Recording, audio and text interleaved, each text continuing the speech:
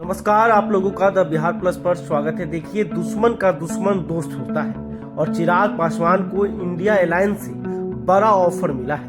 बिहार में एनडीए में सीट बंटवारे पर पेच फंसा हुआ है।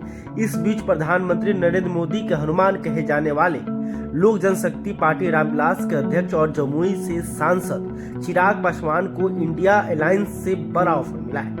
सूत्रों के हवाले से कहा गया है कि चिराग को 6+2+2 सीटें देने की पेशकश की गई है, यानी कि कुल 10 सीटें चिराग पासवान को दी जाएगी। यानी बिहार में 8 और पड़ोसी राज्य उत्तर प्रदेश में 2 सीट का ऑफर इंडिया गठबंधन की तरफ से दिया गया है। सूत्रों ने बताया कि चिराग पासवान को ऑफर की गई बिहार की 8 सीटों में वे सभी 6 लोकसभा सीटें शामिल हैं, जिस पर 2019 के चुनाव में अविभाजित लोजपा ने जीत दर्ज की थी। इसके अलावा राज्य में 2 अतिरिक्त सीट देने की भी बात कही गई है। इस तरह उन्हें कुल 8 सीटें देने का प्रस्ताव रखा गया है।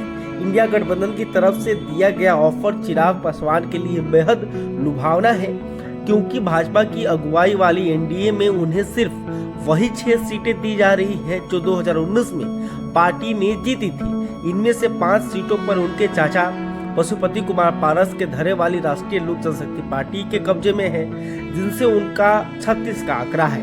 इस तरह एनडीए की तरफ से चिराग को सिर्फ सिटिंग जमुई सीट ही मिल रही है, जबकि वो पिता रामविलास पासवान की पारंपरिक सीट हाजीपुर समेत 6 सीटों पर अपना दावा ठोक रहे हैं।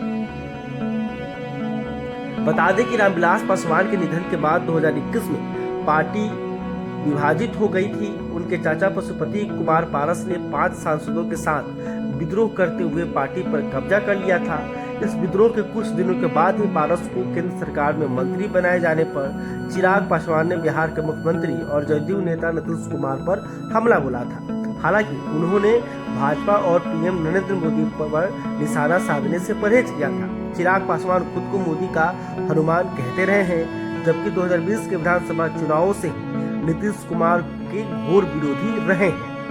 अब इंडिया गठबंधन से नीतीश के निकलने के बाद उनके दुश्मन को दोस्त बनने का ऑफर दिया गया है। अगर चिराग ने यह ऑफर मान लेते हैं तो एनडीए को करीब 5% वोट गंवाना पड़ सकता है। राज्यों में पासवानों का करीब 5% वोट है, जिसे चिराग पासवान के साथ माना जाता है। पीएम मोदी के हालिया 2 सभाओं में चिराग पासवान शामिल नहीं हुए थे, जिससे उनके नाराज होने की जो चर्चा है वो काफी तेज हो गई है। तो देखना होगा कि चिराग पासवान क्या इंडिया गठबंधन के ऑफर को मानते हैं या फिर एनडीए के साथ रहेंगे या फिर पीएम मोदी के हनुमान बने रहेंगे। तो देखना होगा कि चिराग पासवान जो है अगले कुछ दिनों में क्या कुछ फैसला करते हैं। खैर, अभी तक आपने हमारे चैनल को सब्सक्राइब नहीं किया तो तुरंत कर लें। इस खबर को लेकर आप क्या सोचते हैं कमेंट करके बता सकते हैं। बहुत बहुत धन्यवाद।